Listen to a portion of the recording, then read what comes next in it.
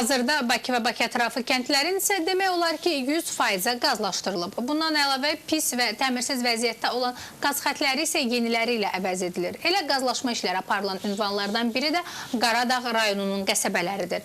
Rayonun Körgöz qəsəbəsinin sakini Günel Fərəcov isə kör bəxtinə şikayətlənməsi neyləsin? Çəkilən qaz xətləri onun evinə girişi bağlayıb.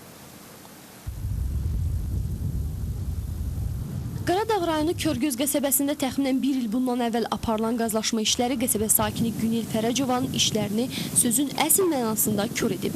Qaz çəkişi zamanı onun evinə gələn yeganə giriş qapısı bağlanıb. İşlər gedən vaxt isə müsahibim evdə olmadığından hər hansı bir müdaxilə edə bilməyib. Vəziyyətdən xəbər tutanda isə artıq iş işdən keçmiş olub. Bax, bari idi ki, kəsib aparma. Bax, şəkildə də gördünüz.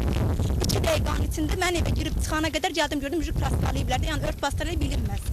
Sizin evinizə giriş çıxış necədir? Giriş çıxış gördüyünüz kimi necə çətinliklə. Daş çinləmişik, yıxılır, qaynanam yıxılır, uşaqlarım yıxılır, özümüz neçə dəfələrin qaranlığa gələndə yıxılıb əzirlik. Yenidən evə girişi bərpa etmək istəyəndə isə ondan müəyyən məbləğdə pul istəyiblər. Hər halda o belə deyir. Ancaq problem bununla da bitmir. Evinə giriş bağlanması bir yana bütün qəsəbə qazlaşdırılan vaxt onun evi bu plandan kənarda qalıb. Yəni qaz xətləri yenilənib, yeni xətlər çəkilsə də bu yenilikdən müsahibimə pay düşməyib. İndi o da köhnə qaz xəttinin ləğv olunaraq yenisinə qoşulmasını istəyir.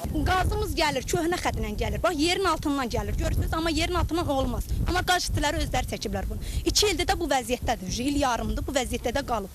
Xahiş edirəm ki, indi həm təzə xəttə qoşulsun, həm də bizim arkamızı qoysunlar. Azərqaz İstehsalat Birliyində isə hələ işlərin tam başa çatmaması səbəbindən qoşulmaları mümkün olmadığını deyirlər. Birliyin mətbuat xidməti rəhbəri Araz Ağayev təxminən bir aydan sonra bu işlərə start veriləcəyini açıqladı. Bu xətt hələ istismara verilməyib. Təxminən bir aya gözlənir ki, həmin xətt istismara verilsin və bundan sonra kim köhnədən abonent idisə, o köhnə xəttdən yeni xəttin üzərinə keçiriləcək və yeni abonentlər də yeni qazlaşdırılan mənzillərin sahibləridir, yeni xəttə qoşula biləcək. Qaldıq xanımın evinə giriş qapısının üstündəki qaz xətlərindən olan girişin götürülməsinə Araz Ağayev həmin xətlərin o şəkildə aparılmasının layihədən kənar olduğu üçün ləğv edildiyini vurguladı. Darvaza olmadan arkan olması düzgün deyil. Çünki bir çox hallar var ki, yəni vətəndaş tərəfindən qaz xətti arka kimi müraciət olunur, lakin sonra məlum olur ki, vətəndaş darvazanı burada deyil, başqa yerdə qoymaq istəyir.